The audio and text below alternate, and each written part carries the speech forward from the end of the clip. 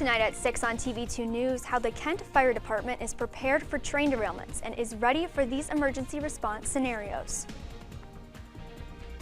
New majors are coming to Kent State, what they are and when they'll be made available. How Breonna Taylor's death continues to be investigated by the Department of Justice. From the Oscars to new show announcements, what's going on in Hollywood in today's Hollywood Minute. All these stories and more as your Thursday edition of TV2 News starts right now.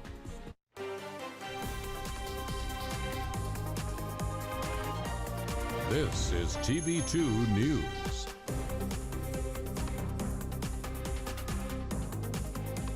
Good evening, Portage County, and happy Thursday. I'm Sydney Brown. And I'm Alexa Blakley. Thank you so much for joining us.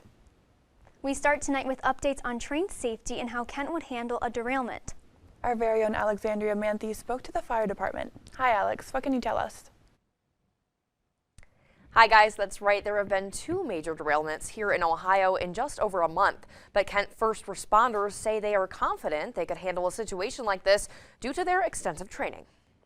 First responders say they have special training and protocols put in place to ensure they are prepared if a hazardous derailment happened in Kent, like the one in East Palestine. Everybody that works at the fire department is a firefighter and paramedic. And when you take your basic firefighter training, part of that includes hazardous materials, awareness, and operations. Portage County has a specific team of firefighters on staff with hazmat tech training. The tech level trained people that are firefighters comprised of several departments throughout Portage County would come in because they do specific training on how would I plug that leak, what equipment would I wear to be safe. Kent firefighters use a number of additional resources and manuals that can be found in every fire vehicle. And we would use this book as a means to start our methodical approach of identifying what it is.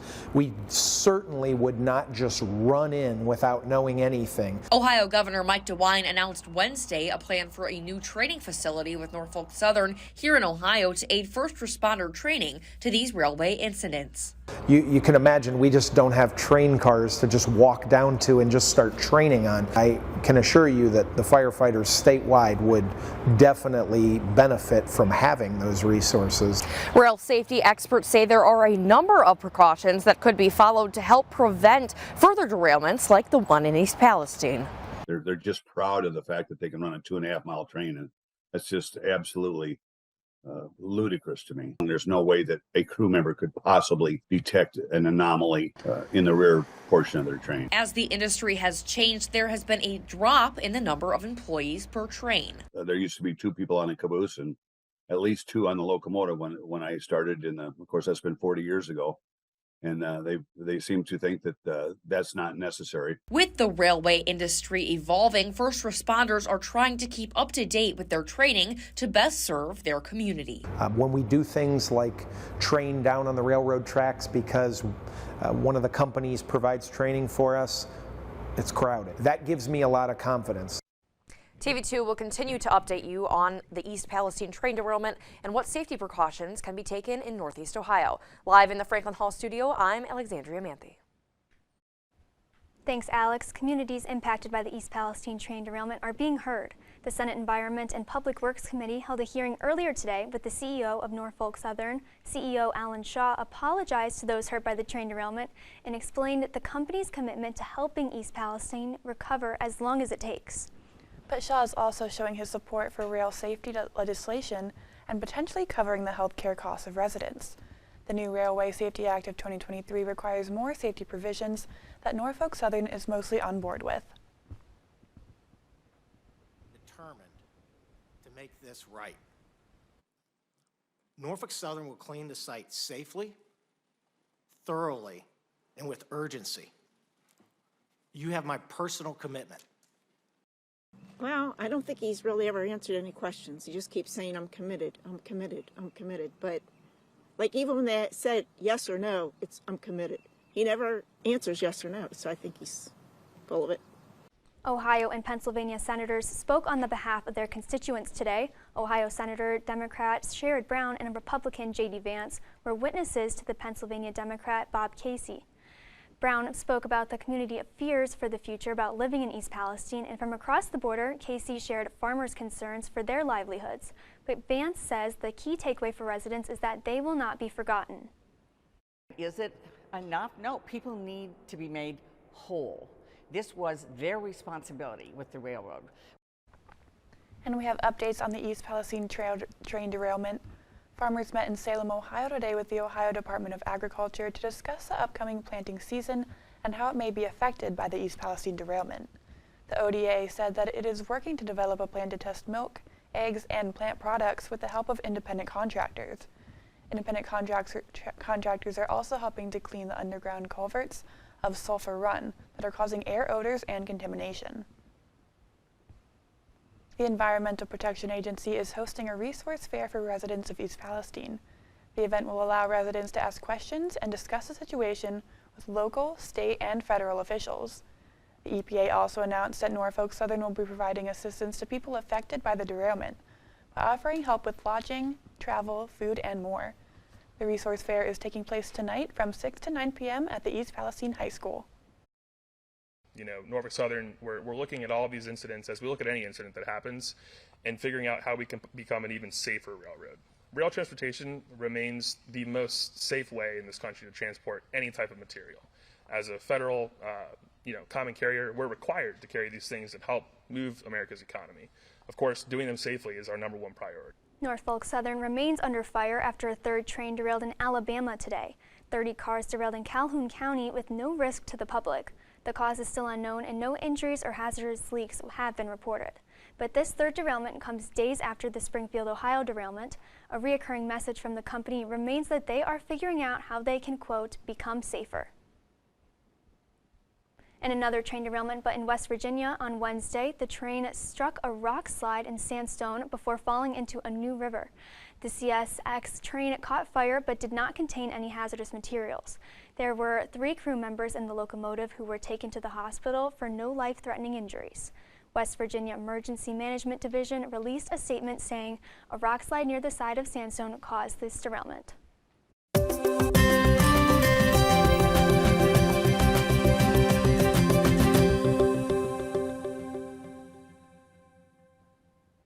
How's it going, Portage County? I'm Michael Neenan, and there's a lot of weather to go over. So I say we get right into it because currently in Kent, as you can see, it's 44 degrees right now. It feels like 40. It is a little warmer than this morning where it was almost freezing. The dew point is at 25 degrees. Wind is traveling northeast at about 7 miles per hour. The humidity is at 46%, and there is full visibility at 10 miles. And then as we move on to tonight, we'll get to about 33 degrees. There will be some rain and snow. The wind will be traveling east-northeast at around 8 miles per hour, and the sun will set at around 6:25, so only 10-15 minutes from now. And as we see what it looks like over the next 24 hours, at around 8, it'll be 35 degrees, a little cloudy. It'll stay that way at midnight, but in the morning at 8 a.m., we will see some snow. Well, it is winter, so I sure hope we do, but that's all I've got for now. Be sure to tune in later as we go over the statewide temperatures and the 7-day forecast. Thank you, Michael. Kent State is adding 6 new majors starting fall of 2023. For the College of Arts and Sciences, a biochemistry degree expands the current Department of Chemistry. The other 5 majors are for the future of flight. The programs include aeronautical studies, air traffic and airspace management, aviation management, professional pilot and unmanned aircraft systems flight operations. This comes after more than 1,000 enrolled students in the College of Aeronautics and Engineering. But the university is now giving students incentives to move off campus. University Housing sent an email earlier today that explains the high number of housing applications. And high enrollment numbers mean that the housing options for next year are limited. So the university is offering students who are able to pursue another housing arrangement with a $200 refund. The deadline to cancel your contract is Monday, April 3rd at 5 p.m. To support working parents, my budget expands access to affordable child care for millions of families. President Biden visited Philadelphia, where he delivered the final budget address of his term. What did he say and how it will affect you? How the government is responding to the Mexico kidnappings, what we know from the Attorney General's office. Tomorrow's news leaders. Today's top stories. From an award-winning student newsroom. This is TV2 News, truly Portage County. Welcome back. A jury has found former House Speaker Larry Householder and State Republican Chairman Matt Borges guilty of felony racketeering. Both were accused of playing roles in the billion-dollar bailout of First Energy in 2019. The Akron-based energy company paid millions of dollars to aid Householder in being elected Speaker, and once elected, he immediately worked to pass the $1.3 billion bailout. Both men face a maximum sentence of 20 years. President Biden's classified documents investigation continues. Biden's former executive assistant, Kathy Chung, is speaking to lawmakers next month. She's being interviewed by an oversight committee who demanded information related to the documents recovered from his private office. Chung is being called to the center of the investigation since she was one of the last people to pack up Biden's documents at the end of his vice presidential term. And President Joe Biden announced his new budget plan earlier today, with the goal of cutting $3 trillion from the federal deficit over the next decade. The plan will place a 25% minimum tax on the wealthiest citizens, as well as increase the taxes on gas and oil companies. The budget and its goals will be submitted to Congress for the final decision. But again, the MAGA Republicans want to take away the law. One of the things they've announced, they want to do away with the Inflation Reduction Act. Okay, well, we have a difference in budget ideas, man. More than budget ideas, but anyway. Biden's pick for the IRS commissioner is in. Daniel Werfel was voted in by the Senate Thursday as the new IRS commissioner. Werfel has previously served as the acting commissioner of the IRS in 2013. He now pledges not to increase tax audit rates on households or businesses making less than $400,000 a year. He joins the IRS as they begin their 10-year Inflation Reduction Act. His term will last 5 years.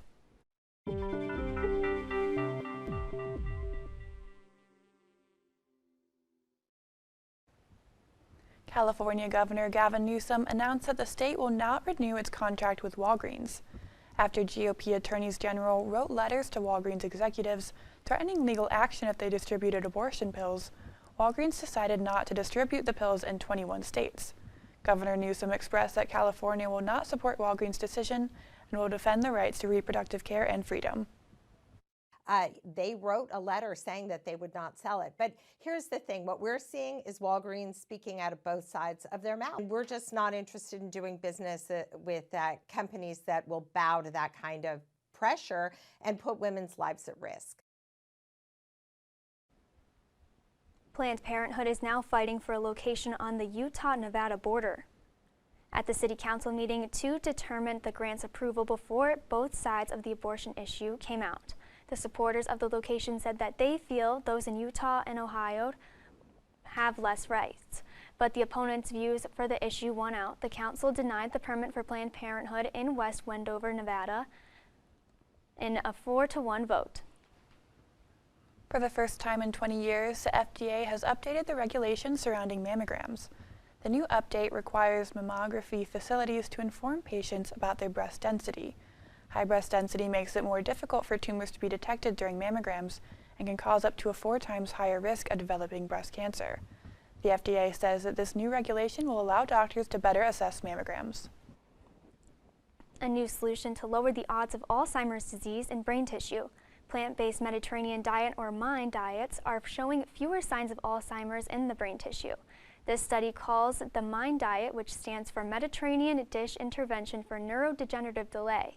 The MIND diet consists of whole grains, dark greens, nuts, berries, and fish.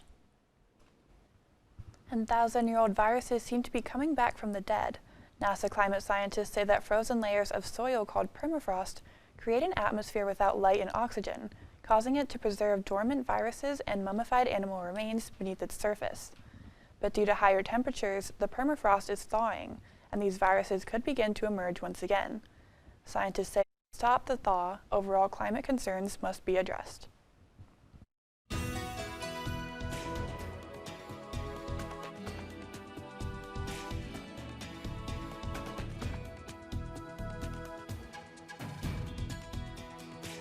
Welcome back. You know what time it is. It's time to see what the weather is like around the state and find out what the forecast looks like over the next 7 days. As we zoom in here on Northeast Ohio, on the lake in Sandusky, it's 36 degrees. In Cleveland, it's 37. Ashtabula, also 37. As we go inland a little bit, though, it does warm up a little bit. In Mansfield, it's 47. In Worcester, it's 48. Canton, it gets as high as 50. In Kent, it's 48, and same as Youngstown, also 48. And then as we zoom out to see all of Ohio, going from west to east, Lima is at 47. Dayton, 53. Cincinnati, it's 56 degrees. It's pretty warm in Cincinnati. It's not even that far away. Columbus is 52. Athens is at 55. And Steubenville is 51 degrees. And in Akron at the moment, it's 49. Now, let's take a look at that 7-day forecast. Tomorrow, Friday, it'll be a mixture of snow and rain. It'll get as low as 27 degrees. It will be pretty cold, but the weekend will be fine. At the beginning, Saturday, it'll just be cloudy. It'll be at 34 degrees. But then we'll see some snow in the afternoon on Sunday, which will go into the morning, where on Monday, it'll be about 38 degrees, and we will see more morning snow. Tuesday, it'll get pretty cold. More morning snow at 29 degrees, but Wednesday, Thursday, that'll be the end of it. And that's all I've got for today. Be sure to prepare for any weird weather that may occur this week. I've been Michael Neenan. Stay safe, Portage County. A new report from the Justice Department was released on the Breonna Taylor investigation. 4 of the officers are now facing federal civil rights charges after the DOJ found the department targeted African Americans and vulnerable people. CNN Justice correspondent Jessica Schneider has details. A scathing review of the Louisville Metro Police Department, documenting persistent problems, abuse, and even blatant racism. Some have videotaped themselves throwing drinks at pedestrians from their cars, insulted people with disabilities, and called black people monkeys, animal, and boy. The 2-year investigation from DOJ found Louisville police officers practiced an aggressive style of policing that it deploys selectively, targeting black people and vulnerable people throughout the city. This conduct is unacceptable. It is heartbreaking. It erodes the community trust necessary for effective policing. Specifically, DOJ lists a number of findings, including the use of excessive force, unjustified and dangerous neck restraints, discrimination, and conducting searches based on invalid warrants. The review began in 2021, 1 year after Breonna Taylor was killed during a botched police raid at her apartment in Louisville. Officers are accused of falsifying information to get a search warrant, failing to properly announce themselves, and one officer allegedly fired blindly into Taylor's apartment. I don't even know what to think, to know that this thing should have never happened, and that it took 3 years for anybody else to say that it shouldn't have. 4 of the officers are now facing federal civil rights charges, but the DOJ is clear in its report. The unlawful conduct by Louisville police didn't start with Breonna Taylor in 2020. Shortly after we opened the investigation, an LMPD leader told the department Breonna Taylor was a symptom of problems that we have had for years. DOJ has now entered into an agreement with the city of Louisville to reform its police department. Already, training has been revamped, no-knock warrants are now prohibited, and more mental health professionals will accompany police on 911 calls. We will reform how we recruit, train, equip, support, supervise, and deploy the more than 1,000 public servants whose job it is to serve as guardians of the public safety every day and every night. Senator Lindsey Graham has a press conference to unveil legislation to combat the issues with fentanyl in America and the violence caused by Mexican drug cartels. Drug cartels in Mexico have been terrorizing Americans for decades. We're going to unleash the fury and might of the United States against these cartels. We're going to destroy their business model and their lifestyle, because our national security and the security of the United States as a whole depends on us taking decisive action. This comes after 2 Americans were found dead in Mexico after being kidnapped by a Mexican drug cartel in Tamaulipas. According to the source, the Mexico Attorney General's office, the bodies of the 2 Americans killed in Mexico are expected to be brought back to the U.S. today. Once the bodies are in the U.S., an official familiar with the investigation says a second autopsy will eventually be conducted. 2 other Americans who survived are back in the U.S. and are being treated. Overnight strikes from Russia have killed at least 11 people and injured 22 others in Ukraine. 81 missiles were fired at different regions of Ukraine, including the capital, Kyiv. In the western city of Lviv, 3 residential buildings were destroyed, killing at least 5 people. Rescuers are continuing to look for additional victims. What we know about one of the biggest award shows of the year's wrap-up music, how the Oscar team of producers will be prompting actors to leave the mic. The MAC basketball tournaments are in full swing and both Kent teams are making some noise. I will have updates after the break. And now, your TV2 Sports Report.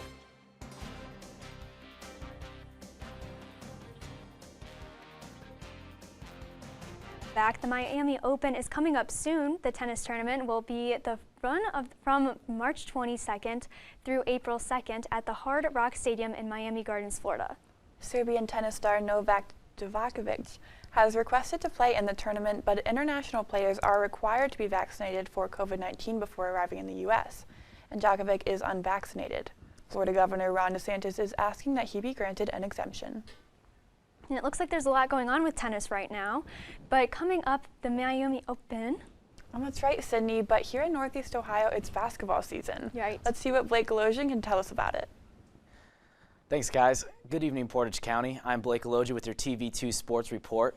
Let's jump right in, starting on the hardwood. Kent State women's basketball began their MAC tournament run in Cleveland with a quarters final win over Northern Illinois yesterday. Katie Shumay led the way with her 4th double-double of the year, posting an impressive 20 points and 12 rebounds. The stage is now set for the semifinals as #1 seeded Toledo survived an upset bid, beating 8-seeded Buffalo 75-74 in overtime. #4 Kent will battle #1 Toledo tomorrow at 10 a.m. The Flashes will be looking to pull off a major upset as Toledo has won back-to-back MAC championships. You can catch the action on ESPN+. And the unofficial start to spring football is right around the corner as 7 Kent State football players will be showing off their talents at the Flashes Pro Day set for Wednesday, March 15th inside the Kent State Fieldhouse. Players include Nico Bolden, Savion Davis, Chris Leach, Marvin Pierre, Juan Wallace, and Zayn West. These Flashes will be looking to impress scouts to potentially hear their name called at the 2023 NFL Draft set for April 27th through the 29th in Kansas City. And back to basketball now as the Cleveland Cavaliers travel to South Beach to face off against the Miami Heat. This was a great game going back and forth here. And it's going to start off with Isaac Okoro knocking down a 3 after that little fake pass, giving the Cavaliers a lead. Third quarter now, Evan Mobley's going to drive in, kick out to Okoro. If you're a Cavs fan, you're going to love to see this as he knocked down 3 triples today in that game. Cavaliers up by 10 here, but the Heat are not going away. And if you're a Heat fan, you're used to this. Tyler Hero knocking down that 3 right there. One of his 4 that night. He finished with 22 points. DG to Evan Mobley connection was working all night as Garland had 7 assists. Mobley had a great amount of points. And you know what? Garland wants some points too. He's going to knock down that 3, and that was a huge one to make the lead 8 into the 4th, and that's all they needed. All 5 Cavs starters scoring in double digits, 104-100 final. And now a little update from Cleveland as Kent State men's basketball just knocked off Northern Illinois with a final score of 76-57. The Golden Flashes will take on the winner of Akron and Buffalo, which tips off around 6:30 tonight. Tomorrow's semifinal game will tip off at 7:30 p.m. and you can catch the action on CBS Sports Network. That's all for sports. Make sure to follow at TV2 KSU Sports on Instagram, Twitter, and TikTok for updates on all things Kent State athletics. I've been Blake Goloja. Have a great night, Portage County. The Oscars are coming up this Sunday. All the latest surrounding the event in today's Hollywood Minute. Welcome back. The Oscars are coming up this Sunday. And just like every year, winners will have to rush to squeeze in all their thank yous before being cut off by what is known as the Please Stop Talking music. This cutoff music is controlled by the executive producers and showrunners, who explain that winners giving an emotional speech won't be interrupted, but anyone who rambles on will get cut off by both the music and a wrap it up warning on the teleprompter. And speaking of music and the Oscars, there's been some drama surrounding the musical performance at the event. Reporter David Daniel shares all the details in today's Hollywood Minute. This year's Academy Awards will not include a performance by Lady Gaga. Hold My Hand from Top Gun Maverick is up for Best Original Song, but show director Glenn Weiss says Lady Gaga is shooting the Joker sequel and won't have time to rehearse, though she will attend Sunday's ceremony. Why do you want to dunk so bad? Is it really about this bet with Matt? If I could dunk, it would be proof that I could be more than who I am. An Asian American teen is determined to prove his doubters wrong in Chang Can Dunk. Writer-director Jingyi Xiao says he was inspired by his own love of the game. My journey through basketball led to my journey through filmmaking, and that's what this film is about. It's about taking on something new that you're really passionate about, but maybe also a little afraid to fail. Chang Can Dunk debuts Friday on Disney+. I grew up as a good girl with a bad girl lurking inside. So by the time I started to write, I really had a lot to get out. Growing up, generations of young readers found reassurance in Judy Blume's books. Now the iconic author shares her own coming-of-age story in Judy Blume Forever. The documentary includes letters from longtime fans and conversations with artists affected by her books. Judy Blume Forever premieres on Prime Video April 21st. In Hollywood, I'm David Daniel. So much talent coming out of Hollywood right now, but I need to know if you guys are going to watch the Oscars. I definitely am. I always get so excited about the Oscars. What about you, Michael? You know, I might. That kind of sounds like a game time decision. Yes. That's okay, that's okay. But Sunday nights, I feel like, is a, good time always for the award shows. Yeah. Like, it's always like good, like sitting down, like conversation. It's perfect in the thing, background, just right? put on the background. Yeah, if there's no sports on, maybe I'll take a look. That's fair enough. That's fair enough. Are there any people or performances you're excited for? I was really looking forward to the Lady Gaga performance. Yes. I was sad to hear that she's not going to be performing anymore. Yeah. Yeah, no, me too. I was really excited for Lady Gaga. Yeah, poker face. Well, next Classic. time. That is all the time we have for you today. Thank you for joining us. For all updates on these stories and more on our website at kentwired.com. And on social media at Kent Wired on all platforms, I'm Blake Goloja. I'm Michael Neenan. I'm Alexa Blakley. And I've been Sydney Brown. Have a great night, Portage County.